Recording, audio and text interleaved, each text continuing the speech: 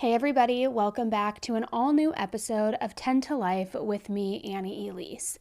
Now, it has been quite a year, almost 2 years actually, since the horrific quadruple murder in Idaho took place. A lot of you have been following my channel since then because there were constantly updates coming out. I would jump on the mic, I would share those updates with you. But probably for the better half of, a year now, maybe a little bit less, there have been updates along the way, but nothing really large enough to where it warranted jumping on the mic and doing like a full video on it. However, don't get me wrong, there definitely have been a lot of updates. But unfortunately, it's also kind of been a case where as the updates are coming out and as different people are putting videos out, it's kind of hard to keep the facts straight. It's one of those cases where, and I know I just kind of said the word unfortunately, but it's one of those cases where unfortunately a lot of it is sensationalized, and so many people are fascinated with this case and interested in this case and want these 4 victims to get justice that they're following along and they're clicking into every video, they're watching every theory, and that's great. That's what people as true crime buffs do, right? However, it's been hard to decipher then what's real, what's not, what videos are just being put out there for content because people know that they're going to get clicks into it. So over the last year, I've just kind of stepped back a little bit because although, like I said, there have been updates, there hasn't really been anything major to where I'm like, okay, I need to jump on the mic, I need to make a video. But now there have been some new ones. And so I felt like it was important to come on here and kind of string together all of the updates that have been going on over the last 6 months, 8 months, and what's really factual, what the truth is in this case. But I also wanted to bring in some of the earlier facts of this case so that it now can just really become a comprehensive video. Whether you are brand new to this case, whether you've been following it, I wanted it to be a video where you can get all of the information in one place. And sure, you can go down rabbit holes, deep dive different things to find other pieces, but like the high level takeaways, I just wanted to put in here. And along with the updates. That was a really long-winded intro. Where are we? Let's look. We're at 2 minutes already, guys. Sorry. That was a very long-winded intro, but I just kind of wanted to explain what's going on here. So I'm going to give like some backstory of the case, and then we're going to go into all of the updates as well so that, again, you have a full, clear picture. All right, I'm done talking. Let's get into it.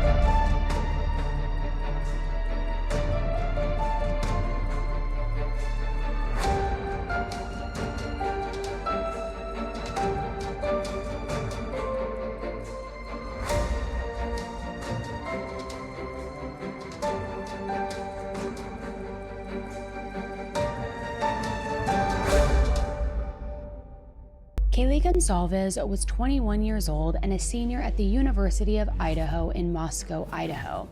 Moscow is a hip college town nestled in the heart of Idaho's scenic mountains. Kaylee was studying general studies and was also a member of the Alpha Phi sorority. She was the ultimate go-getter and dedicated, outspoken, motivated, and full of life. Kaylee had recently moved out of a house on 1122 King Road and was set to graduate in early December 2022. After graduation, Kaylee was planning on moving to Austin, Texas for a job in the tech industry. Kaylee had just purchased a Range Rover and she was so excited for what her life had in store. She was also very excited by this new car purchase of hers, and she wanted to show her best friend, Madison Mogan, back in Moscow, Idaho. So she drove back for the weekend to show her best friend her new car and party one final time before her move to Texas. Madison Mogan, also known as Maddie, was also 21 years old and a senior at the University of Idaho. Maddie was a marketing major and a member of Pi Beta Phi sorority. Kaylee and Maddie were practically sisters. They grew up together, did everything together, and Kaylee's family said that they were each other's chosen family. Maddie was still living in that shared King Road house, a house right by campus and all of the sorority and fraternity houses, with their other good friend, Xana Kernodle. Xana was just 20 years old and a junior. Like Maddie, she was studying marketing and in the same sorority as her, Pi Beta Phi. Ethan Chapin was also 20 years old, and he attended the same school as the girls. He was a member of the Sigma Chi fraternity. He was majoring in recreation, sport, and tourism management. Ethan was a triplet, and both of his siblings also attended the University of Idaho.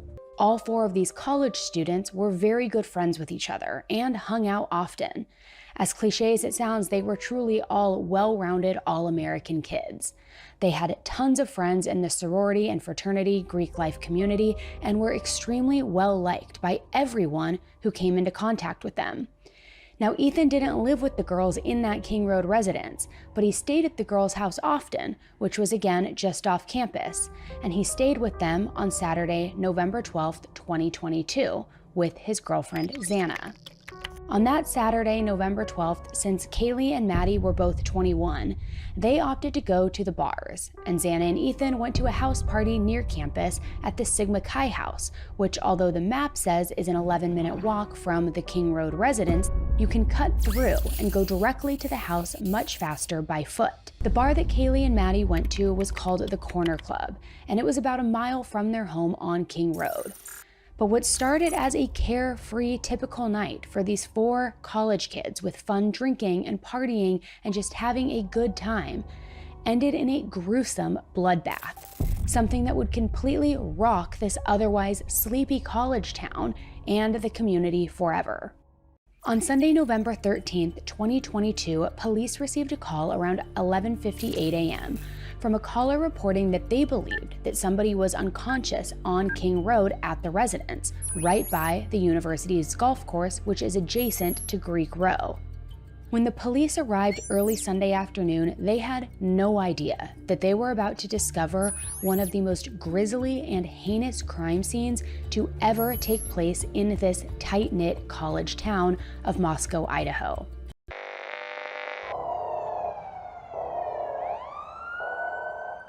At 5:07 p.m. later that afternoon, the university sent out an alert requesting that all students shelter in place. The sheltering request was lifted approximately 40 minutes later after investigators with Moscow Police Department told the school that they did not believe that there was an active threat to the students' safety. But nobody knew why this alert was sent out, what was going on.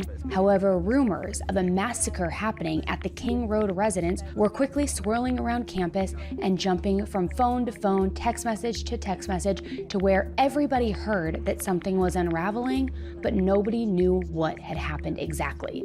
Was there an OD? Did somebody get in a fight? Was there an altercation? But the truth of what took place inside that home was nothing that anybody could have ever imagined. Shortly after the alert was lifted, the University of Idaho's president, Scott Green, released a campus-wide announcement. This announcement said, "It is with deep sadness that I share with you today that the university was notified today of the death of 4 University of Idaho students living off campus, believed to be victims of homicide. We are grateful for the support of the community and the ongoing efforts of the police department. The university is committed to supporting students and families during this difficult time." After the announcement was made, classes were canceled that following Monday, and students and parents were extremely freaked out by the news. The majority of students decided to head home for Thanksgiving break early. This kind of thing just didn't happen in Moscow. Nothing like this had ever taken place in the university's history.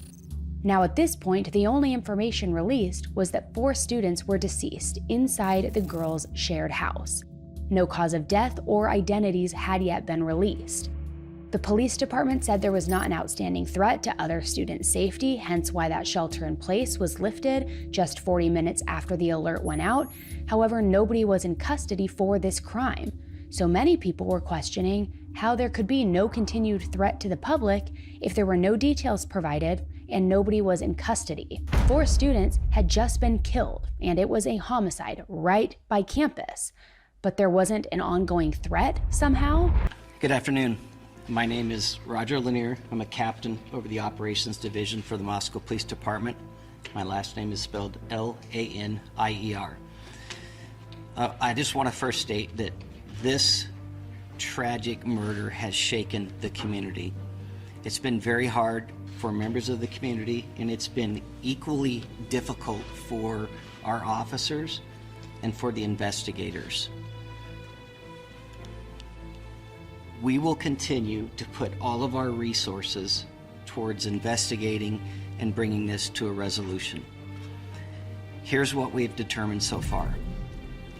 On the evening of November 12th, Kaylee Gonsalves and Madison Mulligan were at a local bar and were later at a food truck in downtown Moscow.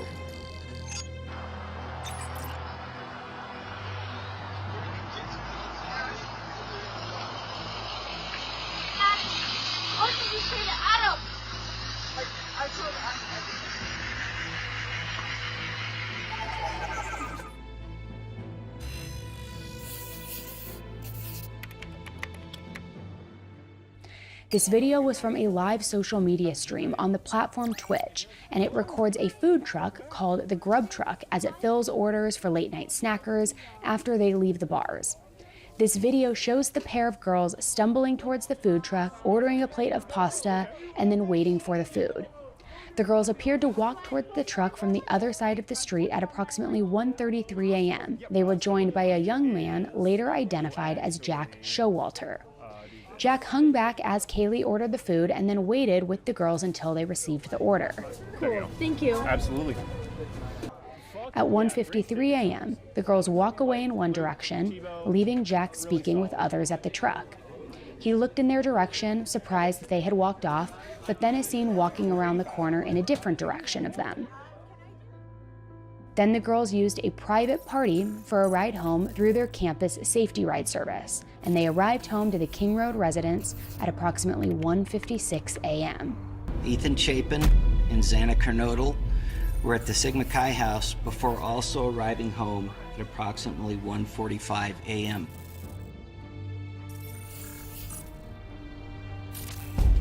Two surviving roommates were also out in the community, and they returned home at approximately 1 a.m.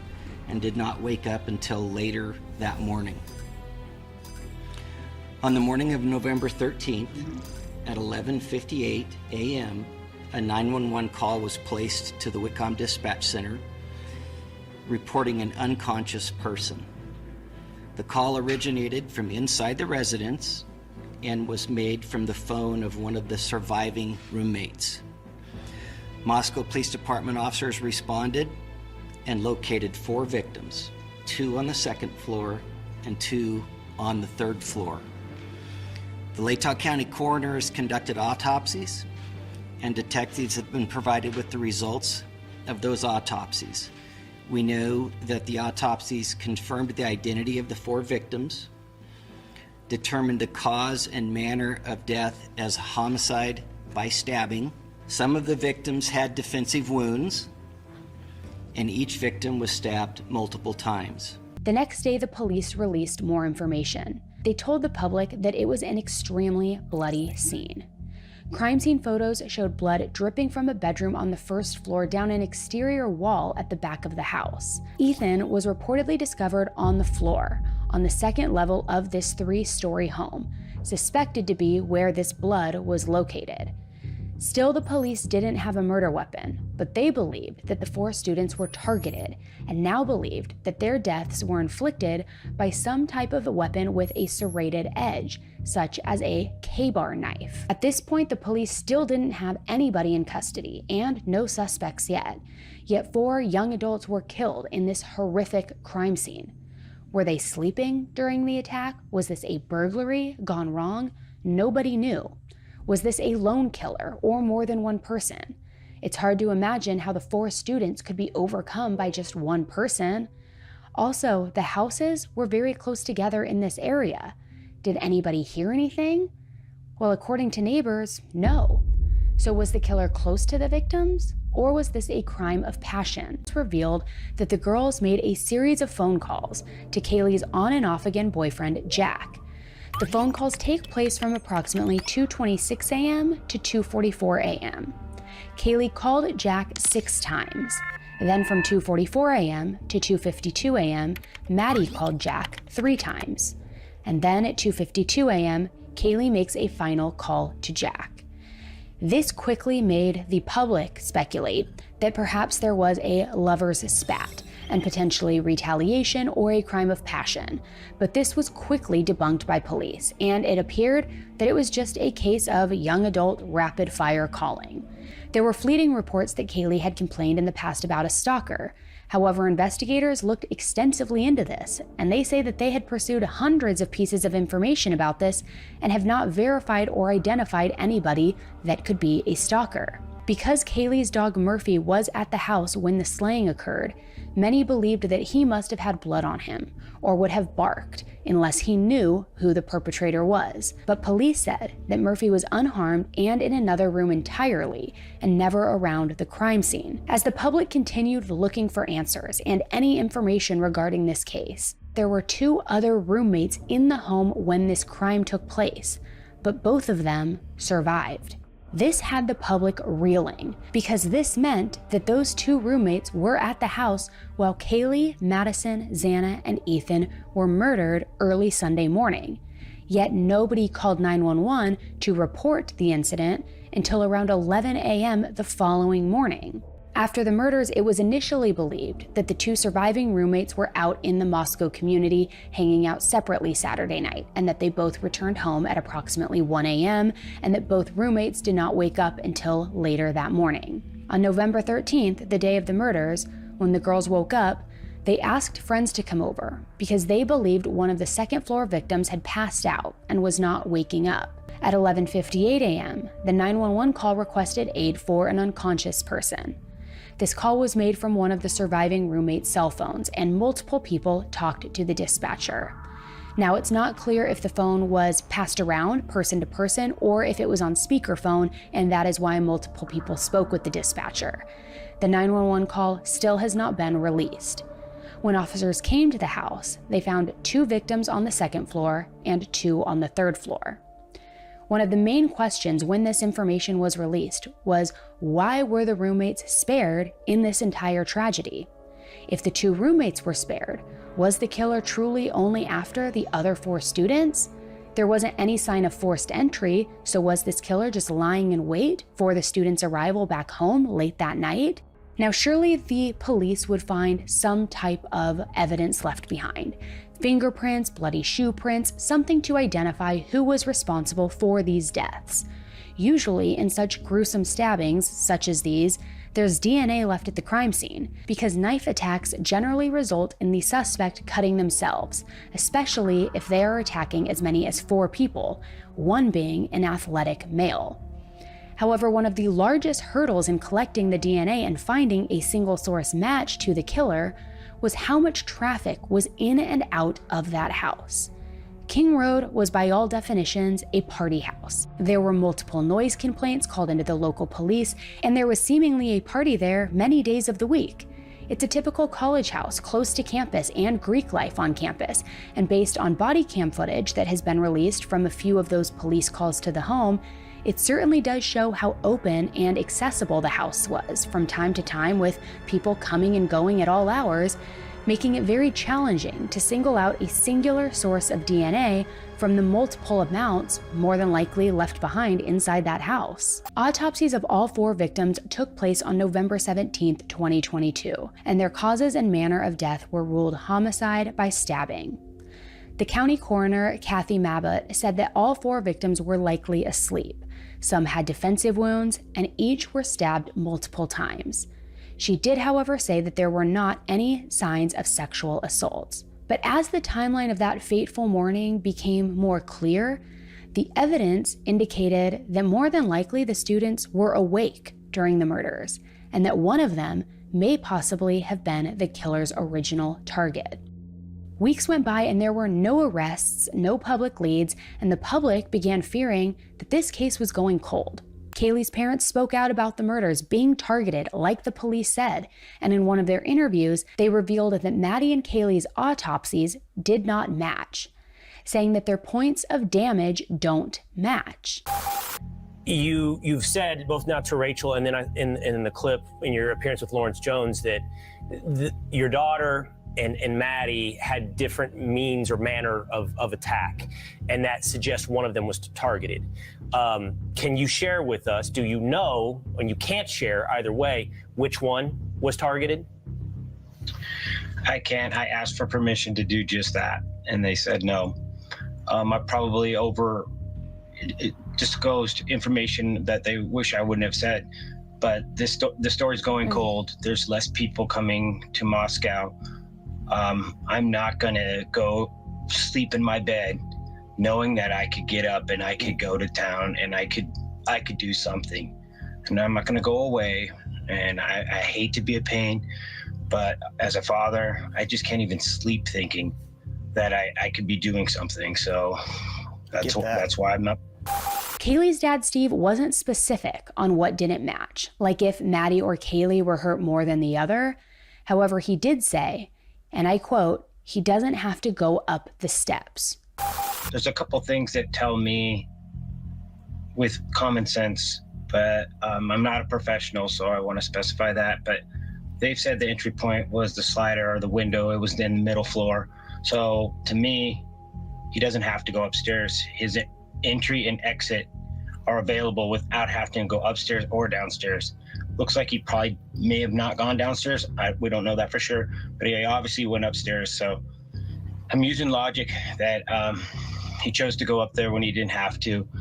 And I can kind of tell by my daughter's texts, messages. She did call 911. She wasn't saying anything along the lines of like she had heard something or she was in fear. So I'm just putting the dots together. This led many people to believe that Steve was indicating that Kaylee or Maddie were in fact the target, which is why the killer went upstairs to locate them.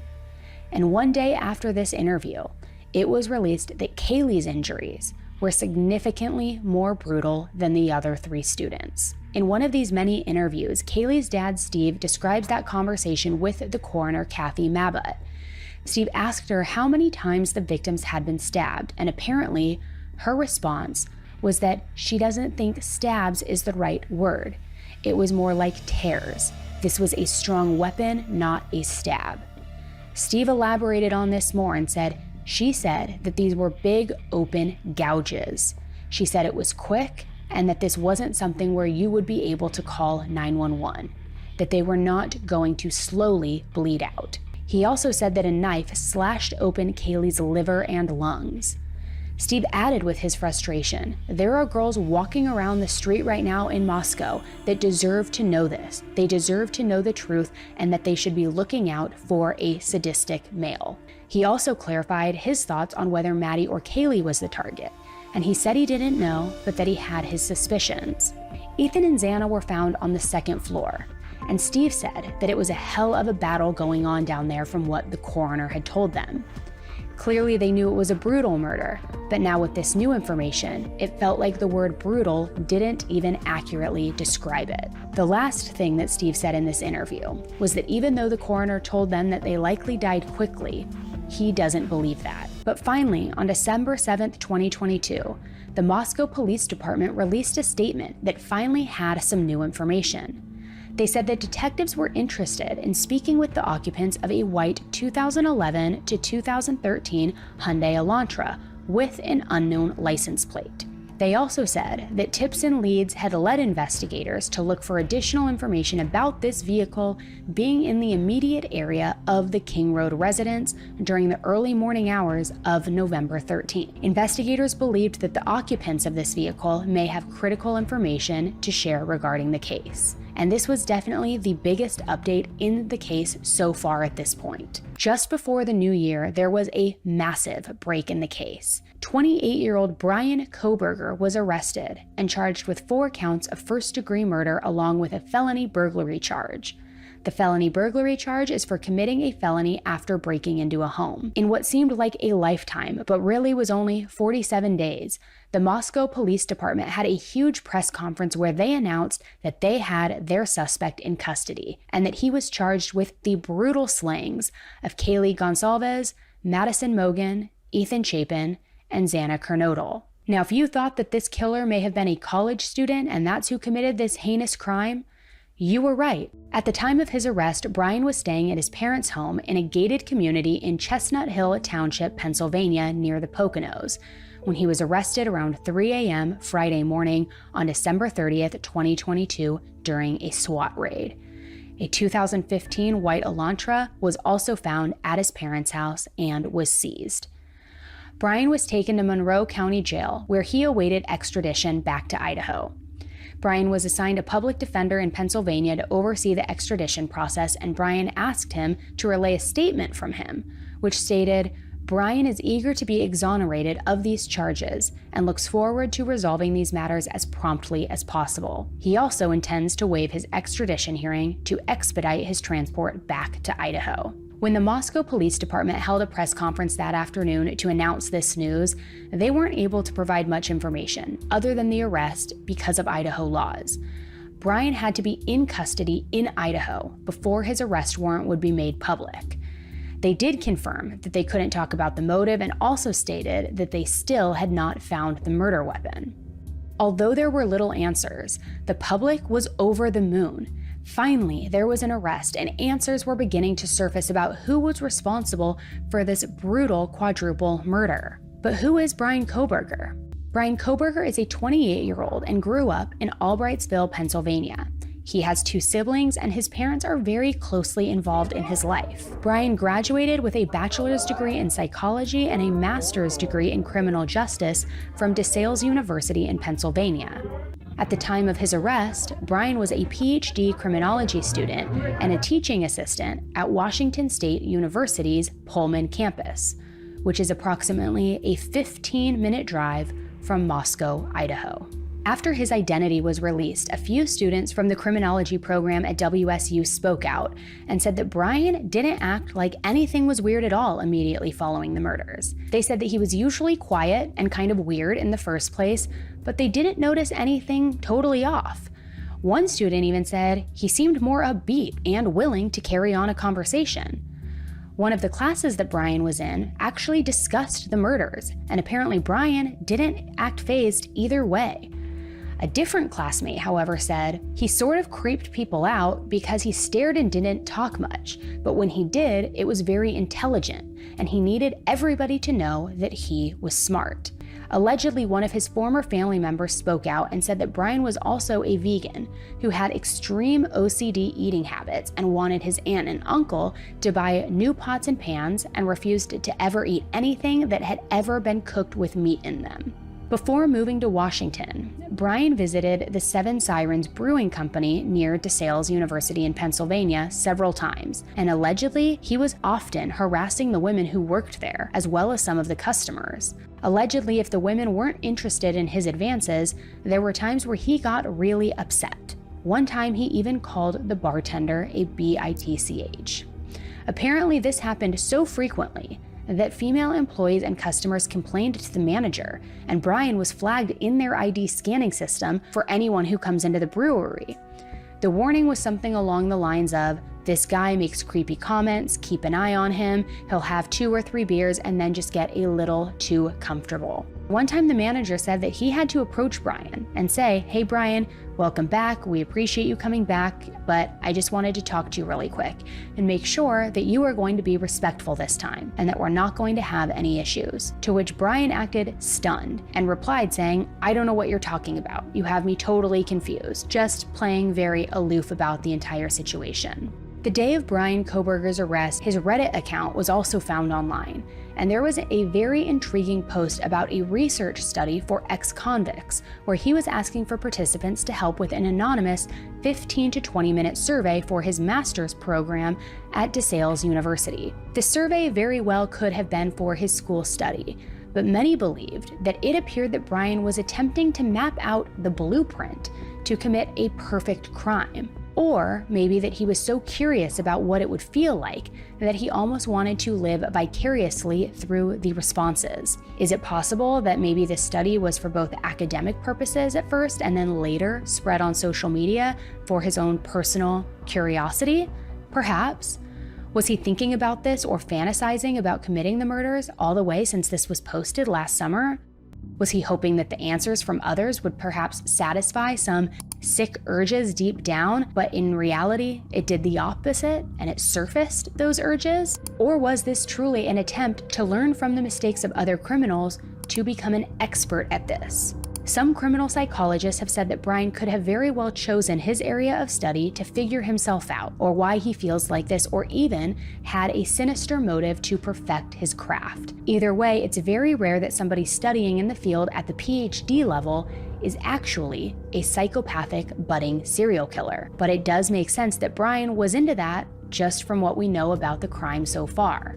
Bryan Kohberger was extradited to Moscow, Idaho on January 4th, 2023, and appeared in court on January 5th.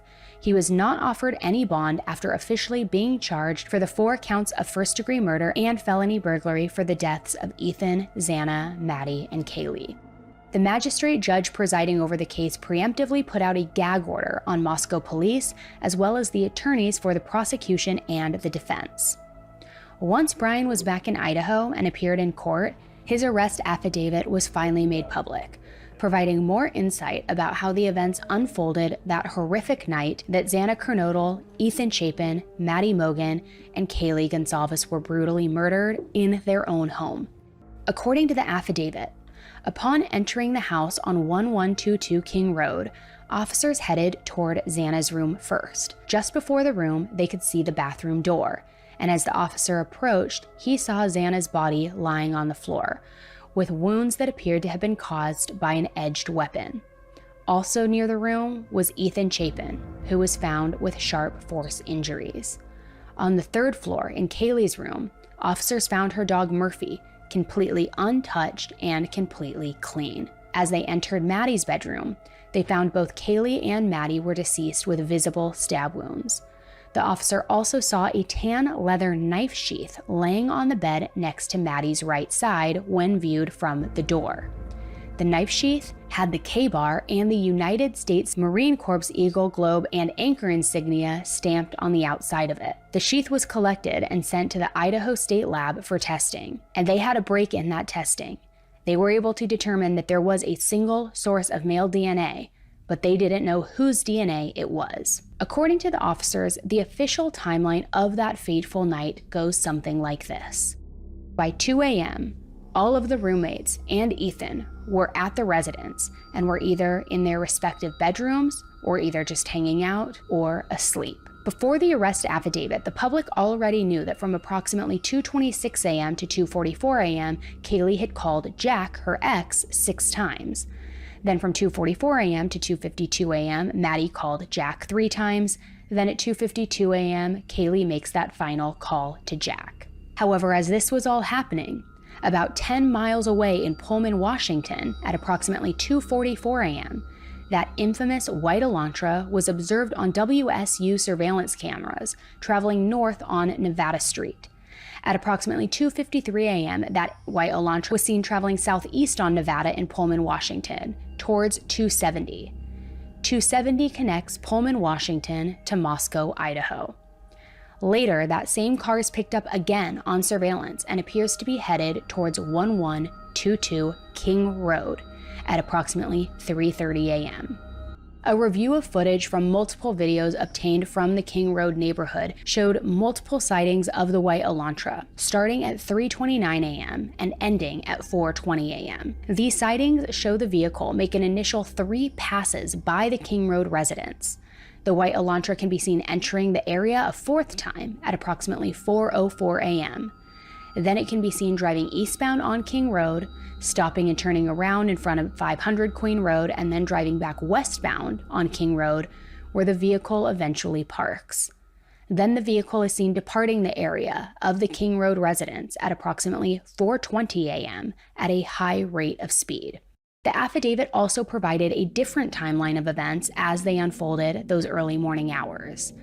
Initially, police said that they believed that the crimes occurred sometime between 3 and 4 a.m., and now that timeline had shifted. At approximately 4 a.m., Xana received a DoorDash delivery from a food delivery service. At 4:04 a.m., that Elantra drives in and makes a U-turn and ends up parking the vehicle. At 4 a.m., one of the surviving roommates, Dylan, said that she woke up because she thought she heard Kaylee upstairs playing with her dog. Dylan then says that a short time later, she hears somebody say there is someone here, thinking it could be Kaylee. And given the timeline we know, Dylan hearing this would have had to have happened after the killer was in the house. Then at 4:12 a.m., according to digital evidence, Xana was active using TikTok on her phone. A short time after that is unknown, surviving roommate Dylan heard crying and a male voice say, "It's okay, I'm going to help you," which seems as though it would have to have been after Xana was on TikTok, because certainly she wouldn't go on TikTok after crying and a man saying that to her. Then at 4:17 a.m., neighbors' audio picks up whimpering, a dog barking, and a loud thud. Around this time, Dylan opens her door for a third time and sees a male in black walking towards her and exit out the sliding glass door. Then, based on surveillance footage, at 4:20 a.m., that white Elantra speeds off.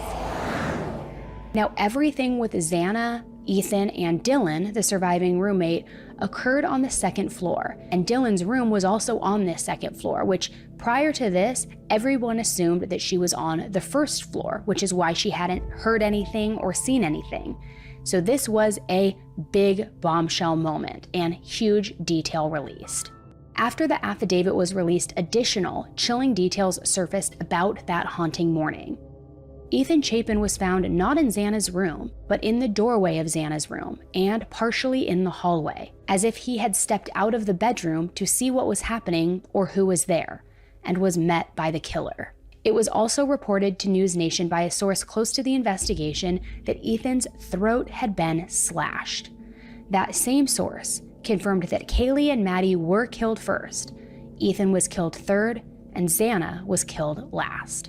Xana was found inside her bedroom in her bed and reportedly had put up such a strong fight trying to grab the killer's knife that she not only sustained defensive wounds, but many of her fingers were nearly severed off while trying to fight the killer off. The layout and the floor plan of the house was one of the most troubling parts of the affidavit and this new information, because many suspected that unfortunately Ethan and Xana could have been collateral casualties from being seen that night, and that they weren't the target after all. In looking at the angle of the second floor, after coming down the stairs, the killer had no reason to walk down and go after Ethan and Xana. It's not on the way out at all. After coming down the stairs, he could have walked towards the kitchen and then left out the sliding glass door, as he did at 4:17 a.m. Instead, the killer walked all the way to the other end of the house, intentionally out of his way to go to Xana's room. So what brought him to Xana's room? Did Ethan step out of the room and take the killer by surprise? Did the killer hear Xana on TikTok at 4:12 a.m. and realized that more people were in the home than he initially thought? The affidavit also revealed terrifying insight into Dylan's account of that horrific night, saying that Dylan opened her door for the third time after she heard the crying, and a male, clad in black clothing and a mask that covered the person's nose and mouth, was walking towards her. She described the figure as 5'10" or taller, not very muscular, but athletically built with bushy eyebrows. The male walked directly past Dylan as she stood in what she describes as a frozen shock phase. The male then walked towards the back sliding glass door, and Dylan locked herself in the room after seeing him. Investigators were able to pull a latent shoe print outside of Dylan's doorway, which confirmed her story about seeing the killer walk past her doorway. The affidavit continues stating that after leaving the scene at a high rate of speed at 4:20 a.m., the white Elantra was picked up on 5 different surveillance cameras returning to Pullman, Washington at 5:25 a.m. and seen again at 5:27 a.m., a little over an hour after leaving the King Road residence. But what is interesting is the drive from Pullman to Moscow and reversed is not an hour long if you're going straight there. The route the Elantra allegedly took made a detour. Was this an effort to evade traffic cameras or an alternative route to maybe dispose of evidence along the way? The police had the connection of the white Elantra to the house and now had a suspect in custody. But when did this investigation lead officers to Bryan Kohberger as being their suspect? How was he connected? Just a couple of weeks after the murders, on November 29, 2022, a police officer from WSU got a hit on a white Elantra registered to somebody by the name of Bryan Kohberger. Later that day, the officer went out to see the car and ran its license plate. The vehicle was registered in Washington and did not match the description of the white Elantra without the front license plate that the police were looking for. However, Bryan's driver's license picture and height information were eerily similar to the roommate Dylan's description of who she saw leaving the house that night. And while investigating further, police discovered that coincidentally, on November 18th, 2022, 5 days after the murders, Bryan registered his car with Washington and got a new license plate number. Prior to this time, the 2015 white Elantra was registered in Pennsylvania, which does not require a front license plate be displayed. Investigators took this information and began tracking Bryan's movements and zeroing in on their suspect. As the investigation continued, Bryan finished out the rest of the semester of his criminology PhD at WSU, and at the end of the semester, Bryan's dad flew from Pennsylvania to Washington, and the two of them drove together in that Elantra from Washington to Pennsylvania for winter break. Bryan's public defender in Pennsylvania, Jason Labar, said that this was a planned trip all along between Bryan and his father that they had planned for months prior. Unbeknownst to Bryan, investigators had already started looking into him, and they were tracking his movements with his car. On December 13th, 2022, the vehicle was captured by a license plate reader in Colorado, and on December 15th, it was captured again when it was run by police that pulled him over in Hancock, Indiana, while on that cross-country road trip with his father. Body cam footage from one of those stops came out, and you can hear more of what is going on in this stop. In this video, Bryan just keeps talking about Thai food. Thai food, Thai food, we're going to get Thai food. And then when the officer asks where they're headed, he doesn't give him the final destination. Finally, Bryan's dad jumps in and says, well, we're going to Pennsylvania. And Bryan seemed very caught off guard when his dad said this, as you can see through his facial expressions in this video when it slowed down. Although investigators were confident that they had their guy, they still didn't have enough evidence to make an arrest. So they continued to monitor Bryan's movements. While Bryan was at his parents' house in Pennsylvania, investigators watched and waited until it was late night and dark outside, and Bryan allegedly began deep cleaning the interior and exterior of his car wearing latex gloves. He also allegedly took bags of trash and dumped them in his neighbor's trash can. Little did he know, this would be what police needed to make that arrest. Remember the knife sheath collected by officers at the scene that had that single source of male DNA on the snap button? With that trash recovered from Bryan's parents' house in Pennsylvania, the FBI was able to determine whose DNA was on the sheath using genealogical DNA. The results indicated that the DNA from the trash can was within at least a 99.9998% certainty of the suspect's father, meaning that the trash DNA was from Bryan's dad, and after testing, it was clear that he was the father of whoever's DNA was on that knife sheath. When the results came back as a match, police were able to secure that arrest warrant, and they made the arrest of Bryan Kohberger. And DNA wasn't all that investigators had at this point in terms of probable cause for making that arrest of Bryan. They had digital evidence as well. According to the affidavit, on August 21st, 2022, Bryan was pulled over for a traffic stop and gave police his phone number. So police used that phone number for search warrants to look at cell tower activity. More specifically, Bryan's cell tower activity. Cell tower showed that Bryan's phone was not in the area of the King Road residence between 3 a.m. and 5 a.m. while the murders occurred. But there was an emphasized statement in the affidavit, which read, individuals can either leave their cellular telephone at a different location before committing a crime, or turn their cellular telephone off prior to going to a location to commit a crime. This is done by suspects in an effort to avoid alerting law enforcement that a cellular device associated with them was in the particular area where a crime is committed. It also says that on numerous occasions, investigators know that subjects will surveil an area where they intend to commit a crime prior to the date of the crime, and that depending on the circumstances, this could be done from a few days prior to several months prior to the commission of a crime. And that very oftentimes during these types of surveillance, it's possible that the individual does not leave their cellular telephone at a separate location or turn it off since they don't plan to commit the crime on that particular day. So by all accounts, this indicated that Bryan did in fact shut off his phone during the time frame of the murders. But police weren't going to let it go, and they suspected that he may have left his phone on during another visit that he made to the home.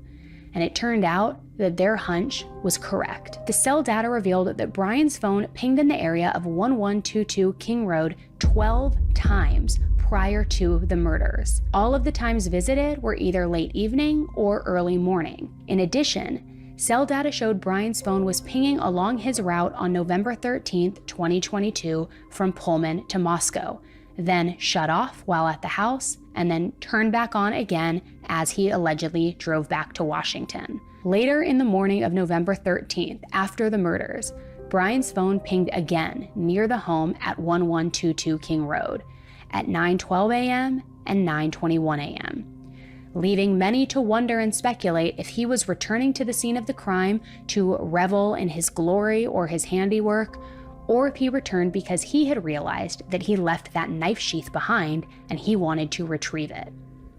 Bryan's movements then show him driving back to Washington, getting a cup of coffee at Kate's Cup of Joe at 12:36 p.m., then going to Albertsons to purchase a few items at 12:46 p.m. Bryan was on surveillance cameras walking into Kroger at 12:49 p.m. and leaving at 1:04 p.m. From there is no phone activity picked up again until 5:32 p.m. and 5:36 p.m., and this activity was on Johnson Road in Washington. Interestingly, the phone did not ping again in the Johnson Road area until 8:30 p.m. that evening. His car was not seen on any surveillance either, so it's unlikely that he just turned his phone off and went home since he lives near so many street cameras. So what was Bryan doing in this extremely remote area for 3 hours? Did he purposefully turn off his phone yet again so that he couldn't be tracked doing something?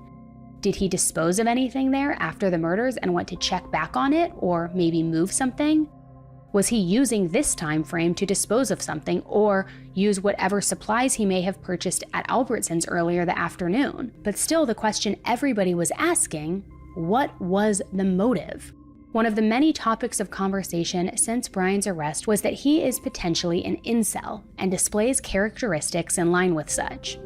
This has been widely discussed due to information that has slowly surfaced regarding Bryan's childhood and even his young adult life regarding addiction, weight gain, weight loss, and bullying. FBI agents interviewed Bryan's middle school crush in hopes of piecing together the psyche of this man that they believe committed these horrific murders.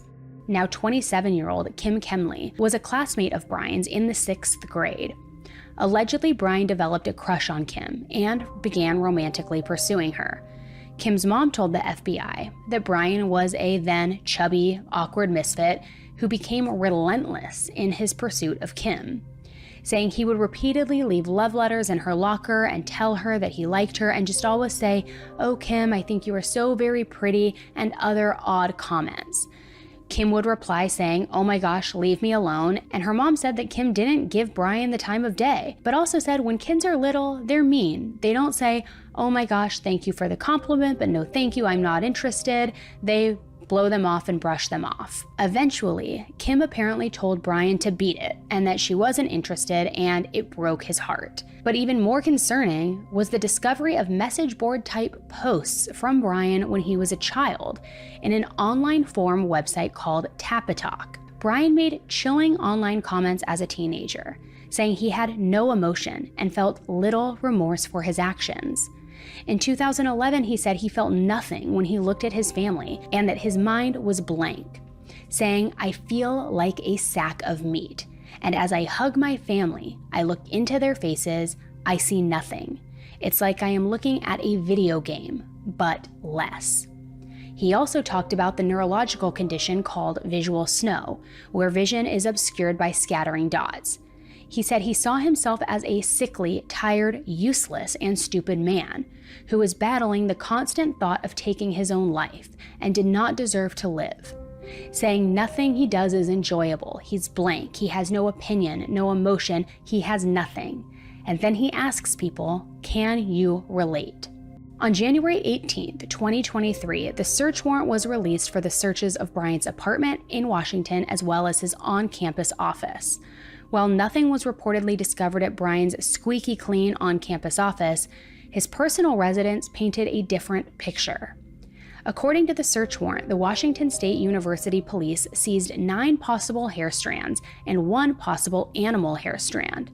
Authorities also recovered one nitrite-type black glove, one computer tower, as well as one collection of dark red spots and 2 cuttings from uncased pillows that had reddish and brown stains.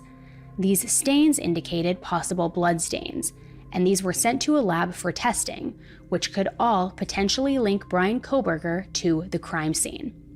According to the New York Post, police also allegedly found shoes with diamond pattern soles matching the footprints that were found at the scene, as well as data compilations of information about the victims.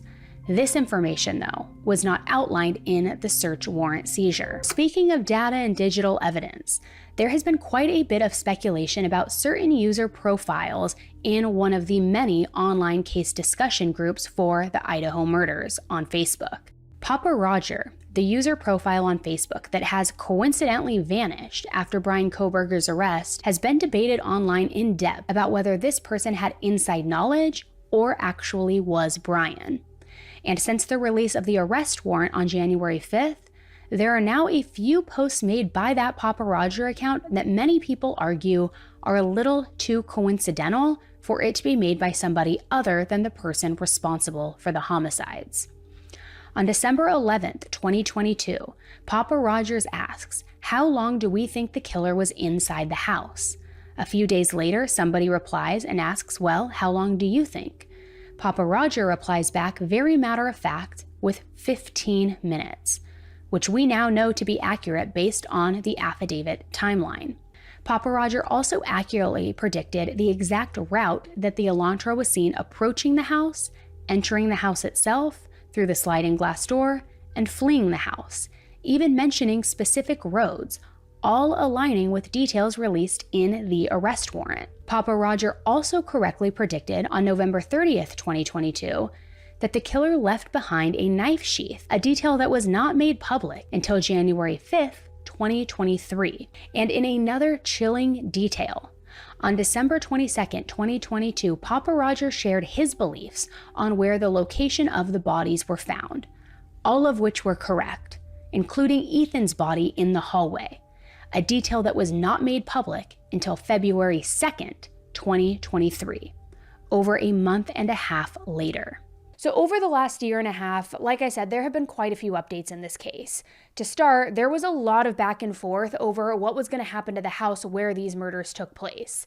After everything happened, the house ended up being given to the University of Idaho by the owner, and the university had every single intention of demolishing it because they didn't want the house to be sensationalized. It also felt almost like this marker in the community of this horrific, barbaric bloodbath, and they didn't want that to be what everybody remembered, right?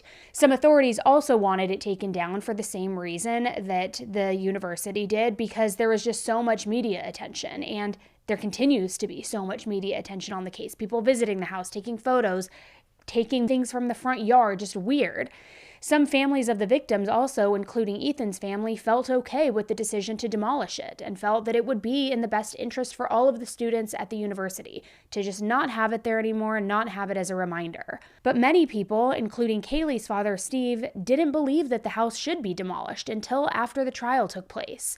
So the demolition was halted. But then, after some back and forth, a date was set to demolish it on December 28th, 2023. I am joined now live by Steve Gonzalez. He is the father of one of the 4 students killed, Kaylee Gonzalez. Steve, thank you for being on tonight. Just your reaction to getting this news. Was this a surprise, hearing that there's a date scheduled and it is December 28th? Yeah, I was surprised that we're at a moment in the case that we don't even have a trial date. You know, we've had a trial date for almost the vast majority of once they had a suspect. So we don't have a trial date, but we have a date to have, largely the biggest piece of evidence being destroyed, which just seems backwards, So I would have expected that something this monumental would have been discussed behind the scenes, that your lawyer, Shannon Gray, would have been in conversations at least to give you guys, enough time to process this. And it sounds like that's not the case. You didn't get much time. Different than the time that we got in terms of this announcement. No. And I kind of take this as from a perspective of that my opinion's not important as a parent. That's not it. What is important is the lead investigators at the county, state, and federal level, and it is to my knowledge that they are not in all agreement.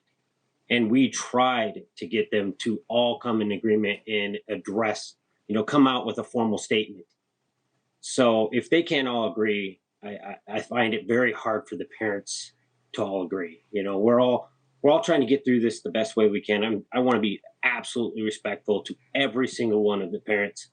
I understand that this has to go down, and I'm not going to fight it forever. And I want to be careful what I fight, because this is a losing battle. But well, it's a long battle as well, as we've come to understand. That brings me to the issue of Mrs. Chapin.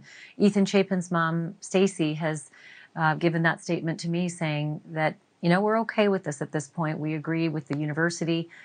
We think it's in the best interest of the kids who are there, including her 2 kids, and the community as a whole. What are your thoughts about that? I totally respect it. I get it. I have leaked footage. I've seen things that they may have not seen. I know for a fact the path that this white salon, this car took. And people are going to wonder what he was doing when he parks in certain locations for extended amount of time. What was he looking at? I want to know what he was looking at. And I don't know how you can see what this man was looking at without the house being there. What windows was he peering into? Why did he pick that location to stop at? Why did he keep going back to these certain locations? And I don't know about the other 12 or 13 times that he was there. I just know of the day that this happened in the footage that was given to me.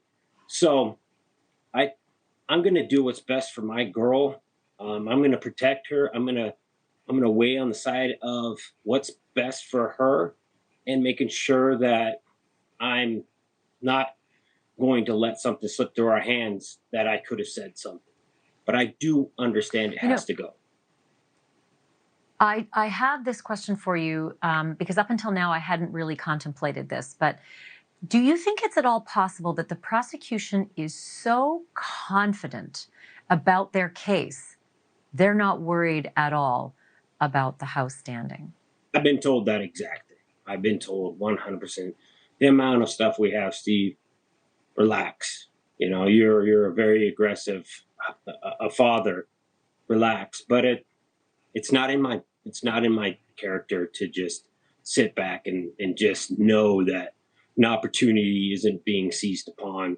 And I couldn't live with myself. I couldn't live with myself if later on, something happened and a jury member said, you know what, it really came down to the fact that I couldn't see firsthand. They told us the ideal jury member was someone who had thousands of acres and had no time to watch TV. He was out on the farm. Well, I don't feel like that kind of guy is going to see the footage that I seen and not want to understand what was going on in the house. And a computer program is going to mean nothing to that farmer.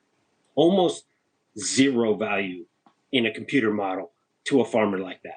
But even after this demolition, it has still been wildly debated as to why it was torn down as quickly as it was, especially since both the prosecution and the defense are still actively building their cases to this day. It hasn't gone to trial yet. And you would think that that house would be something that they would want to maybe go back into right up until the time of the trial, and maybe even use it during the trial so that the jury could do a walkthrough of sorts to see what happened, which does happen in some cases. You walk through the perpetrator's footsteps, see what really happened, kind of visualize what happened, as horrific as that is. However, a couple months prior to the demolition, the FBI was granted access to the house. And there they gathered a bunch of the data that they needed.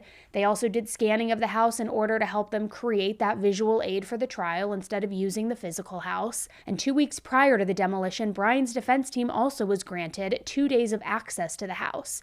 This was after they said that they wanted to be able to go in there. They wanted to take photos, measurements, and possibly even get drone footage of the house. And then after the defense got access, the prosecution went in, and they were able to get any evidence that they felt they needed as well. So despite all of the mixed opinions, it does seem like they are confident that they can still prosecute without the house being there.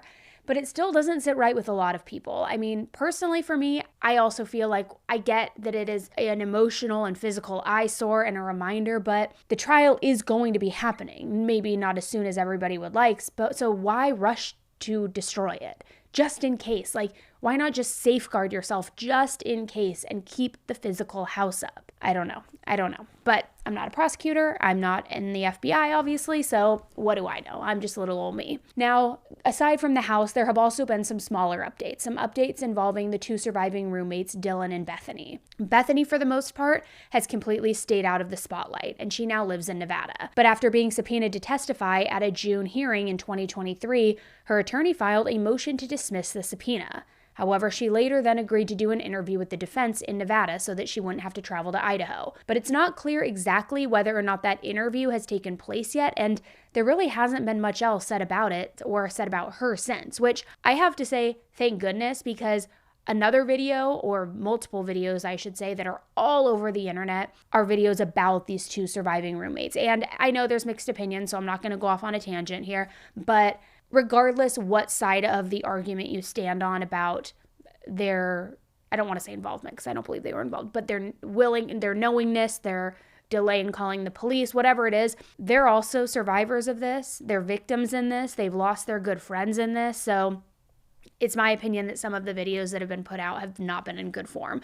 So fortunately for Bethany, she has kind of removed herself from the spotlight. She's moved away. She hasn't been active, and the videos in turn have died down, which is great, but not so much for Dylan. Now, the most recent update regarding the surviving roommate Dylan is, I mean, it's pretty recent, but sorry, I'm talking in circles, guys. Let me go back to the beginning. So in November 2023, her stepmother talked about how Dylan had been suffering from survivor's guilt, and she basically turned into a recluse because of this. Her father also said that she's in some type of trauma therapy and that she's getting help from, quote, the spiritual community, but she has been struggling with this apparently, and especially because so many people in the beginning were painting her as the villain, saying that she either knew what was happening, she was complicit in it, she could have saved them because she saw allegedly Bryan Kohberger leaving the house, all sorts of things, which I've said it before, I'll say it again, none of us know how we would react in a situation like that.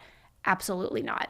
Now, even though it's been said that she has turned into a recluse and that she has been suffering, which I have no doubt in my mind that she has been photographed at different parties with her friends, which I'm not saying that in a way to shame her at all. I think that that means that she luckily has been getting the help that she needs and is able to now continue living her life without just completely shutting down. Some people have thought that that was insensitive that she's out partying. I think maybe it's that she's getting back to her life as a normal college girl. But of course, regardless, that has brought some backlash from some people online who feel like she definitely shouldn't be out living her best life. Again, what do you want the girl to do? Do you want her to just stay locked in a basement for years and years? Or do you want her to start to heal, to grieve, to heal, and to move on with her life like we hope so many times other people affected by these tragedies do, right? Again, my opinion may change if anything does get proven that she was involved, but I really, in my heart, do not believe that there was anything involved. I think she was a young girl who didn't know how to react, who was put in this horrific circumstance, and now is catching a lot of heat for it. But there's still a lot of debate, of course, as to why there was such a delay in calling 911 that morning. A source from Idaho law enforcement has said, and I quote, "We don't know if it was an issue of intoxication or an issue of fear." This has been a long debate since the beginning of this case because, as we know, the murders happened around 4 a.m., right? And a 911 call wasn't made until about 11 a.m. the following morning. So people are wondering, why wasn't the call made, especially if Dylan did see this guy walking out, especially if she heard these noises?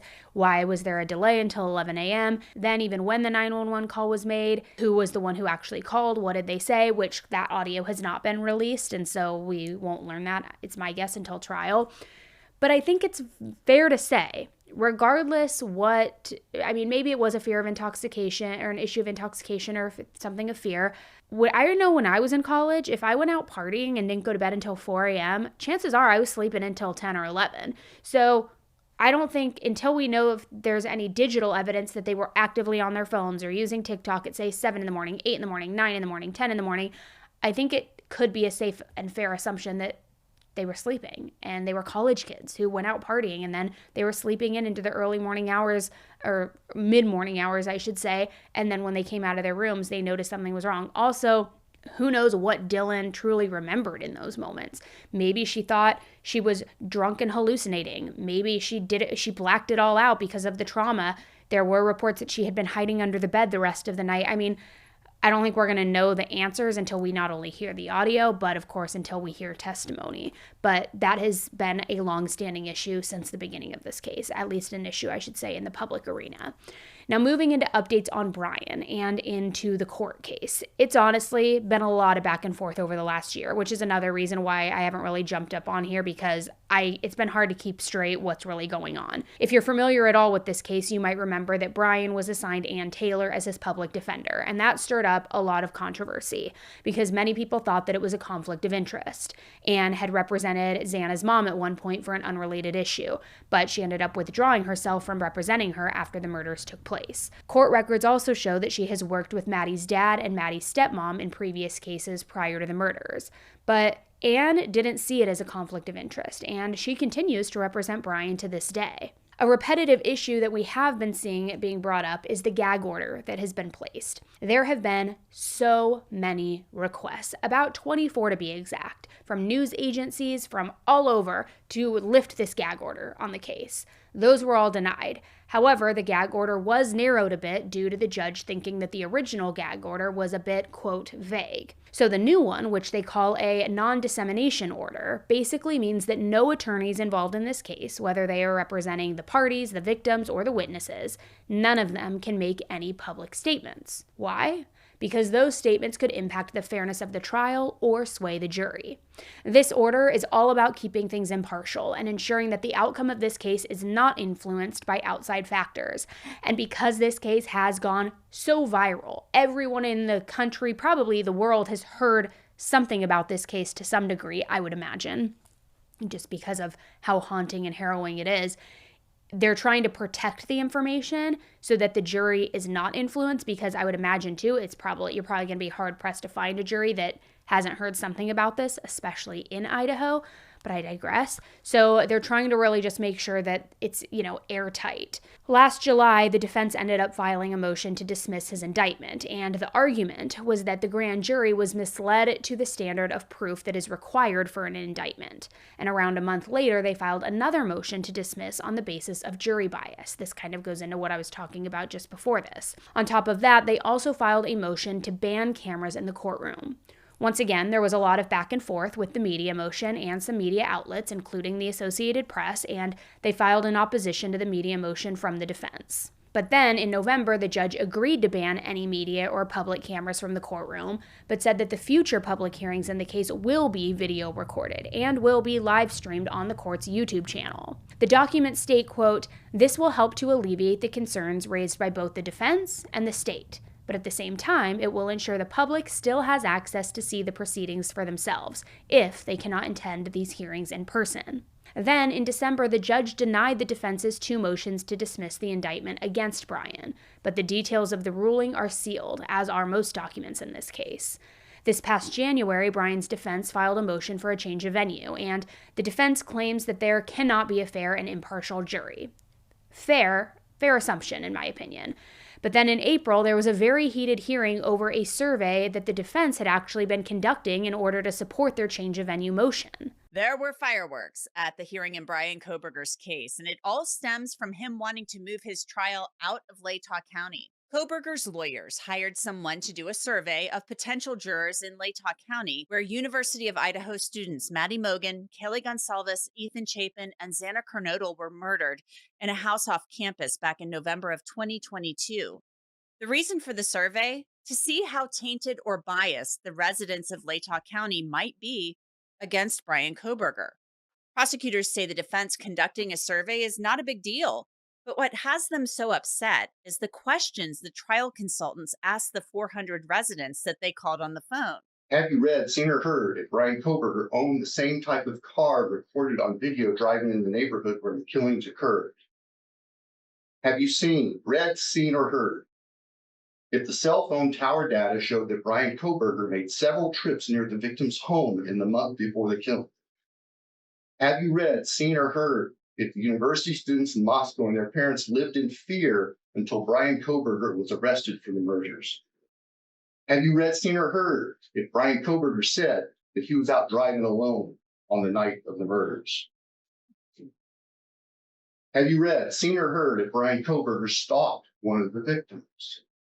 Have you read, seen, or heard if Bryan Kohberger had followed one of the victims on social media? Your Honor, there is absolutely no question but that those questions are disseminating by means of communication evidence expected to be presented, evidence that could be or would be inadmissible at trial. And I will say there are a number of these representations placed in the form of a question, but representations of fact that are not true or that would not be offered at trial. Now, so much of this information is already out in the public, but prosecutor Bill Thompson argues that doesn't matter. He said putting it out there again violated the court's non-dissemination order, an order the defense actually requested. Here's defense attorney Ann Taylor. This court and counsel knows how much coverage this case has received. And he does what he does by looking only at what's in the public. We didn't provide him any police reports. We didn't. I'm sorry. It's just that does miss the point. I mean, it's kind of ironic that we have worked so hard, including you, okay, both sides, to protect a fair trial, okay? And our concern from the very beginning was all the media stuff floating around, okay, that affects your client, Mr. Kohberger, to get a fair trial. And some of these questions actually create a concern about, that they're inculpatory.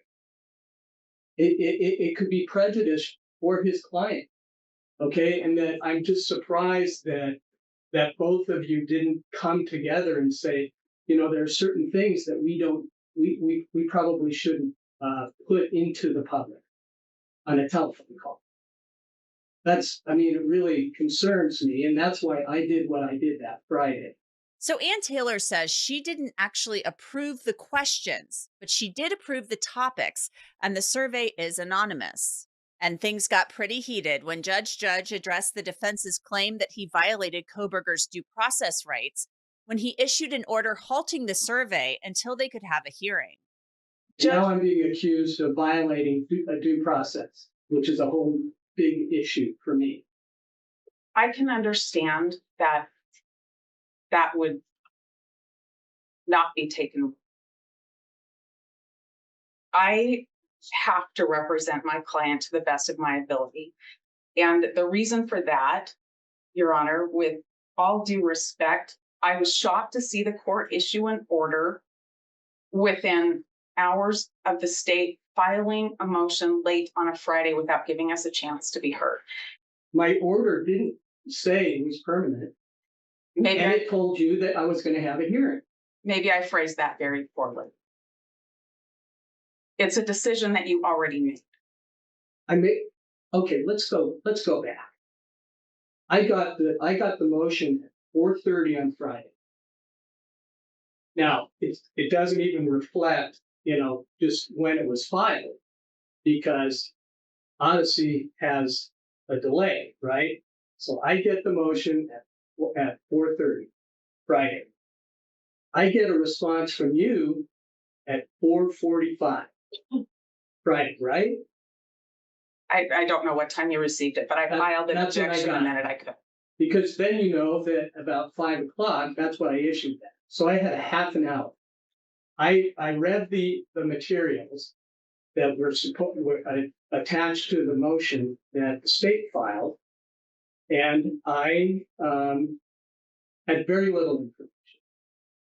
But it seemed like there were some real legitimate concerns about the survey. And obviously, it turns out there are concerns, legitimate concerns about what was done in the survey. Yikes. Ann Taylor had actually said in her motion asking Judge to rescind the order that Thompson and Judge were having conversations basically behind her back. And that's a big no-no when it comes to court. So here's how things ended with that survey. Hey, Judge, I'm confused. What are we going to have a hearing on? Well, I want to see what thoughts you all have about dealing with the situation now, making sure that we can salvage anything or nothing. And Ms. Taylor's going to talk to Mr. Ellman, and maybe that'll give us some thoughts. Otherwise, I mean, I could just make the decision right now, but I'm no expert about surveys. Eventually, the judge ruled that the survey could continue with the same questions. And now Ann is looking to check about juror bias in other areas of Idaho as well. Although the prosecution is arguing that the national, if not international, attention this case has received makes moving it from one county in Idaho to another absolutely futile. So at this point, we really aren't sure what will happen in terms of a change of venue. Will it stay where it is in Idaho, or will it get moved? And again, I think you will be hard-pressed to find anyone in Idaho who has not heard about this case to some degree, but I don't know. I get surprised every day, so maybe not. Now, the other big news that recently came out was Bryan's alibi, which was released in April. He had to provide it. And the affidavit, and I can't help but laugh, guys. If you follow me on Instagram, I went live right when this happened, and you know my reaction to this, which if you don't follow me on Instagram, you should. It's @_Annie Elise, but I'm able to post updates there faster. But anyway, the affidavit says that Bryan was just out driving on the night of the murders. He was out driving to take in the moon and the stars, stargaze. And the defense basically claimed that he loved nature, he loved hiking, but that due to his school schedule, he couldn't really do that anymore. So, as a way to relieve his stress, he would go periodically on these night drives to just stargaze, to look at the moon and the stars. They claim that the phone records will show that he was not even at the house that night and that he was just driving down a road nearby, which, okay, may be fair. I also know that WSU isn't super far from Moscow, Idaho, but also you're crossing state lines for a night drive to look at the moon and the stars, and you're just coincidentally on a road nearby that house in a different state. Okay, so they plan to also show cell phone data of these periodic late night drives and photos that he had previously taken of the sky. And what they're hoping to do with that data by introducing it is to support his claims, being like, look, he has this long history in his camera roll of the moon, the stars, the constellations, whatever it is, and here's the data from his cell phone pings when he would do these night drives. So taking the data from that night and extracting it, here's the same thing, which I wonder if he'll have photos of that night. I can't imagine. Maybe that was all part of his alibi. He thought he could get away with it, right? And again, he has not been convicted. He is innocent until proven guilty. But the theory, the long-running theory, has been that he thought he could outsmart the police, that he could get away with murder, that this was never intended to be a quadruple murder, that he was surprised by that, and then he had no other choice but to kill everybody. But then by the time he saw Dylan, he was just too physically exhausted. He was like tired and just walked right past her, just kind of like beelining it out of there. So my question would be, did he take photos that night of the night sky as like in case he thought he would need an alibi? I don't know. We'll see. We'll see when it goes to trial. There is an interesting piece to all of this, though. Cy Ray, who is the expert that the defense plans to use to corroborate that alibi and the cell phone data, he's previously received public scrutiny in other cases that he has testified in. Cy is a former Arizona police detective who founded a company called ZX Corp, which specializes in cellular geolocation mapping. They use this software called Trax. But in a previous court case that Cy was involved in, his Trax mapping software was deemed inadmissible. And this was based on what the judge said was a sea of unreliability. This was after another expert found it to be very problematic. That judge also claimed that Cy inflated his credentials, inaccurately claiming to be an engineer, and that he has absolutely no qualifications, licenses, or even credentials to support calling himself an engineer, and there's no evidence that he has taken any engineering classes. But that wasn't the only case his reliability has been called into question on either. There have been many others. Cy agrees that in the specific case that we just talked about, that there was an inaccuracy in his data. However, he claims that the judge unfairly criticized his background and that he was misquoted and misinterpreted, and as he puts it, he, quote, absolutely stands by his product. In a hearing in May for the Idaho case, he testified that in his review of the evidence that has been provided by the FBI and the police, he believes that not all of the cell phone data extracted from Bryan's phone has been mapped, and that the data he has been reviewing is incredibly inaccurate and benefits the defense. So I think it'll be interesting to see what his expert testimony will look like in the trial versus what the prosecution's expert testimony will look like. What's going to flop here and what's going to look more credible. I mean, there is no doubt that it'll likely be one of the biggest arguments in the trial. And speaking of the trial, let's talk about the trial. There still isn't a trial date set. At this point, the judge has said that the trial probably won't start until 2025. This past March, the lead prosecutor said that he could be ready in March of 2025 to start the trial, which he anticipates to last around 6 weeks. However, the defense says that they won't be ready until the summer of 2025. Now, Kaylee and Xana's families are not super happy about the continuous delays in all of this, and they even released a joint statement which read, "Why are victims' families so misunderstood? We just want justice for our loved ones.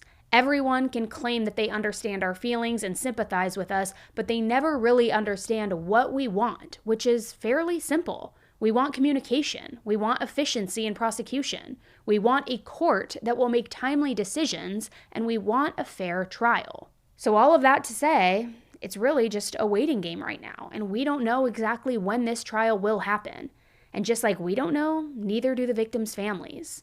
In a recent podcast episode that Stacy, Ethan's mom, was in, she said that they know nothing more than the public knows about this case. And in that podcast episode, she also discussed how their family is moving forward despite their grief, and that they have zero intention of attending the trial, whenever that may be. As of now, Bryan is still in the county jail in Moscow, Idaho, which is beneath the courthouse. And an interesting little fact is that it costs the county $194 a day to keep him there. And that equates to nearly $95,000 that is being spent on him since his arrival in January of 2023. His next hearing is August 29th, and the judge is expected to make a ruling on whether the trial will still happen in that county or if it is going to be moved. Bryan's family still believes that he's innocent and still believes that he should be presumed innocent for the time being. I know a lot of people out there think he's innocent. Some people think he's being framed. Some people think that he had a co-conspirator. Some people think that he had absolutely nothing to do with it. I don't know. I have my personal opinions, but I am curious to know, what are your opinions? I don't want there to be any arguing in the comment section, but I also want people to feel like you can freely express what you believe to be true about this case. I think it's a good exercise to get the dialogue going and get the conversation happening. So let me know what you guys think in the comments below. I hope that you found this video informative, helpful to kind of dissect what's true and what's not.